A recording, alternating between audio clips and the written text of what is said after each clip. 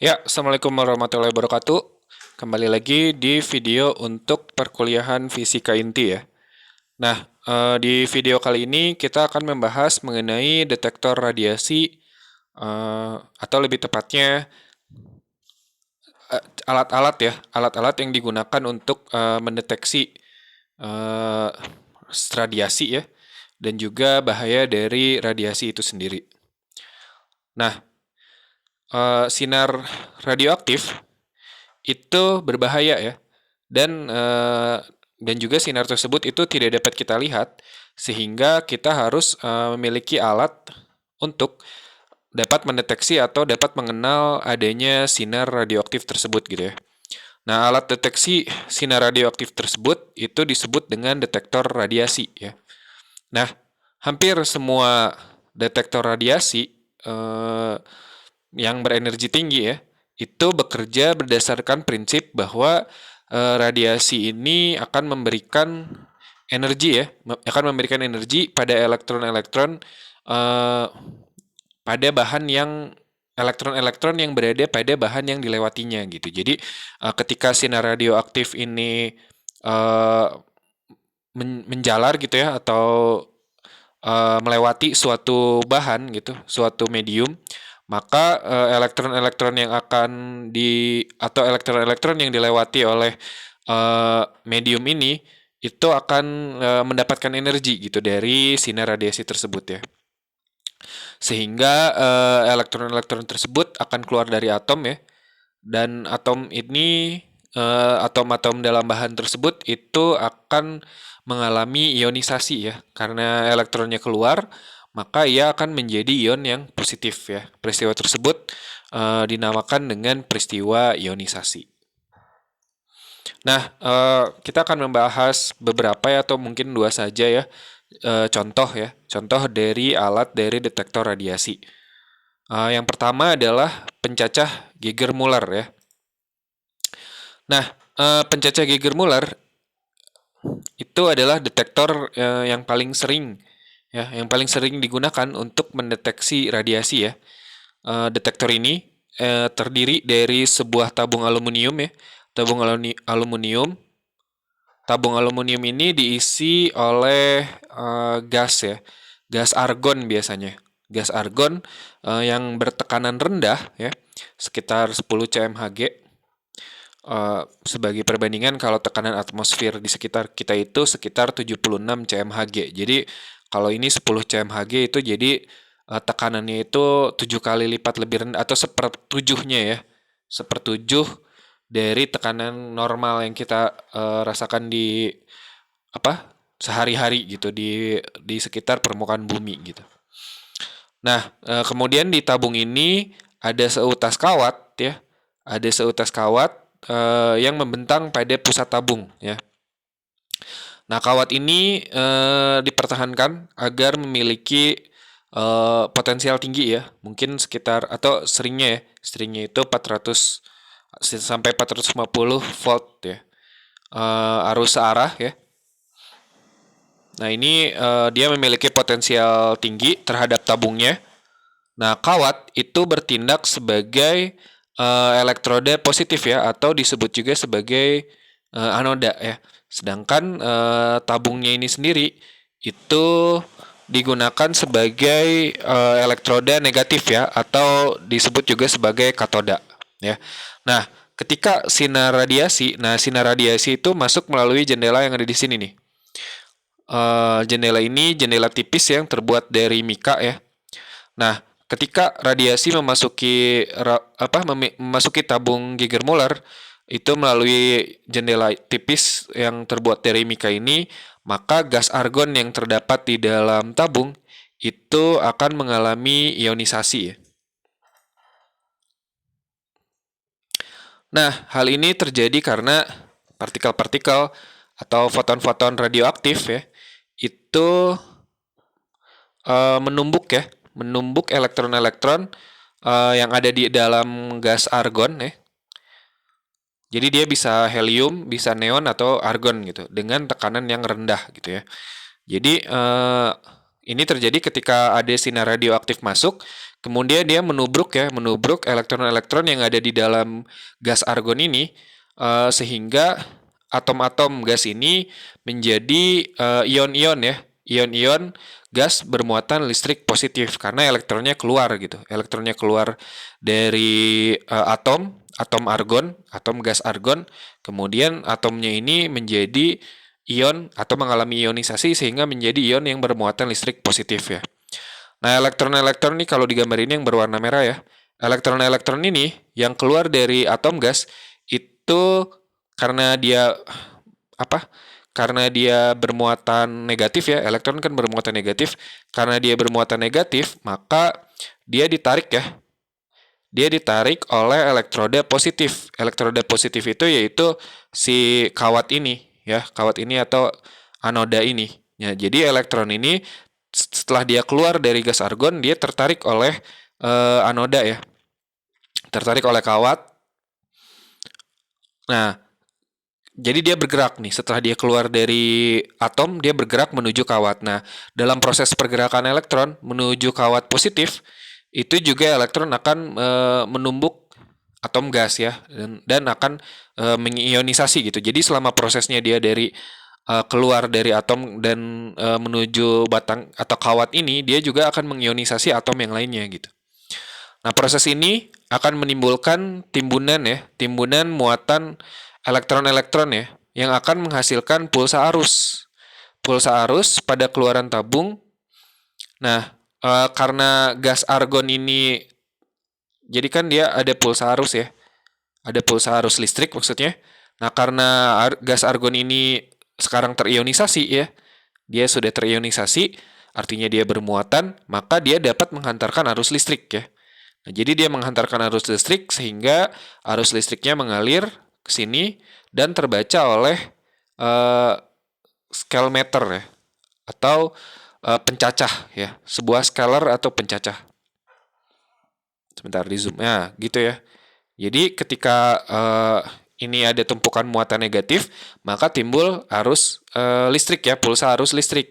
Nah, karena gasnya ini menjadi tadi sudah terionisasi, maka gas ini dapat menghantarkan arus ya, dapat menghantarkan arus listrik, dapat menghantarkan arus sehingga arusnya menuju tabung, kemudian disalurkan ke si scalemeter ini atau pencacah ini ya.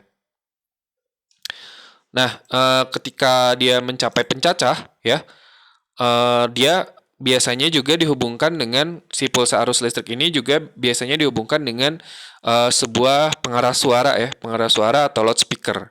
Sehingga ketika ada arus listrik yang lewat, maka terdengar bunyi setiap kali sinar radioaktif, setiap kali sinar radioaktif ini memasuki tabung ya. Setiap satu suara klik itu berkaitan dengan sebuah partikel atau foton radioaktif yang memasuki tabung Geiger-Müller ini ya. Nah, si pencacah atau scaler ini dia menghitung banyaknya pulsa. Nah, tabung Geiger-Müller juga bisa dihubungkan dengan alat ukur laju radiasi ya, atau radmeter gitu, yang menunjukkan banyaknya pulsa arus setiap satu satuan waktu atau setiap 1 sekon gitu ya. Nah, 1 pulsa per sekon itu sama dengan 1 peluruhan per sekon ya, atau 1 disintegrasi per sekon itu, atau per detik, yang tak lain itu adalah satuan dari aktivitas ya, yaitu 1 becquerel. Ya, jadi 1 becquerel itu kan 1 disintegrasi atau 1 peluruhan per detik. Nah, alat selanjutnya, alat detektor radiasi selanjutnya selain alat pencacah Geiger-Müller itu adalah kamar kabut ya. Nah, jika udara itu didinginkan sedemikian rupa gitu ya, sehingga uapnya ini mencapai keadaan jenuh, maka udara itu masih bisa didinginkan lagi, itu tanpa adanya pengembunan gitu kan. Biasanya udara ketika didinginkan dia terjadi pengembunan ya. Nah, ketika dia sudah mencapai titik jenuh atau keadaan jenuh, maka dia tidak ketika didinginkan lagi itu dia tidak akan lagi eh, tidak akan lagi terjadi yang namanya pengemunan. Nah, pada keadaan ini uap itu dinamakan dengan keadaan superjenuh. Nah, pada keadaan superjenuh ini akan terjadi itu hanya akan terjadi jika udara bebas dari debu atau partikel-partikel yang dapat bertindak sebagai inti pengemunan sehingga membentuk tetes-tetes kabut ya. Nah, pada tahun 1911 itu Charles Thomson Rees Wilson menemukan bahwa ion-ion gas dapat juga bertindak sebagai inti pengemunan. Nah, ia menyadari bahwa gejala-gejala ini dapat digunakan untuk menunjukkan lintasan-lintasan radiasi ionisasi yang melalui udara ya. Nah, jadi ini ya skema dari detektor kamar kabut ya atau chamber gas ini. Nah, sebuah sumber radioaktif ya atau sumber radiasi itu memancarkan partikel-partikel dalam sebuah kamar udara yang jenuh dengan uap air ya, bisa air atau juga alkohol ya. Nah, ketika partikel-partikel radioaktif ini melalui udara, mereka bertumbukan dengan molekul-molekul udara. Nah, tumbukan-tumbukan ini akan mengeluarkan elektron-elektron dari molekul-molekul udara dengan meninggalkan jejak-jejak ion-ion positif dan negatif ya. Jika tekanan dalam kamar ini dikurangi, nah caranya adalah dengan ini kan di bagian sini ada penghisap. Kalau penghisapnya ditarik ke bawah, kalau digambar ini ya, kalau penghisapnya ini ditarik ke bawah, maka volume dari udaranya kan akan membesar ya. Ketika volume udaranya membesar, sedangkan jumlah partikelnya tentu saja dia tetap ya karena dia tertutup gitu, maka tekanannya ini akan menjadi lebih rendah ya. Jadi tekanannya bisa dikurangi dengan menarik si penghisap ini ya. Ketika tekanan dalam chamber gas ini atau kamar ini dikurangi dengan cara memompa sebagian udara keluar ya, maka udara ini akan menjadi lebih dingin ya. Nah, keadaan ini memungkinkan partikel-partikel uap superjenuh itu mengembun pada ion-ion tersebut sehingga tetes-tetes uap sepanjang lintasan ion-ion itu dapat terlihat ya. Ini jika partikelnya adalah partikel alfa, dia lurus gitu ya. Ini jika partikelnya adalah partikel beta, dan ini adalah jika partikelnya adalah partikel gamma.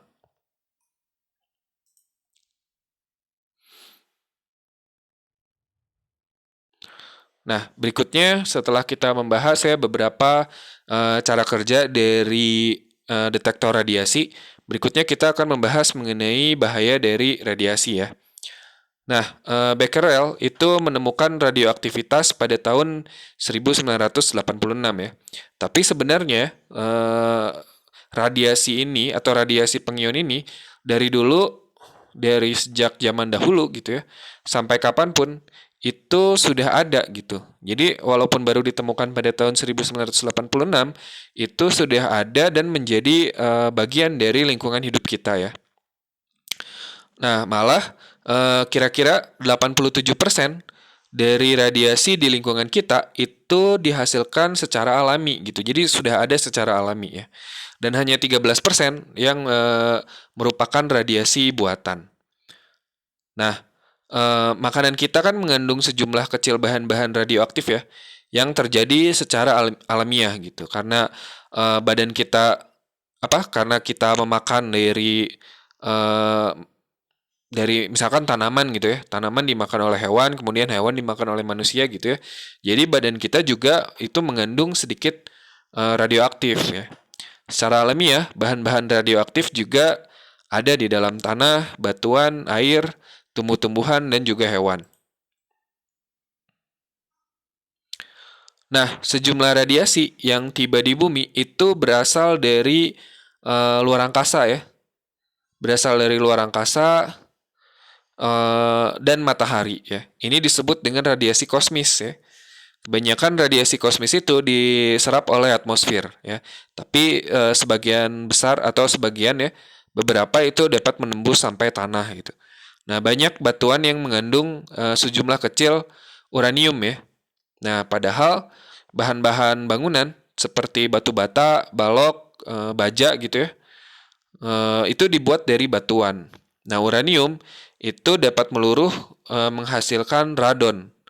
Nah, dalam rumah dan bangunan yang terisolasi gitu, yang terisolasi atau tertutup dengan baik, itu radon dapat berkumpul gitu, dan ini bisa mengancam kesehatan ya.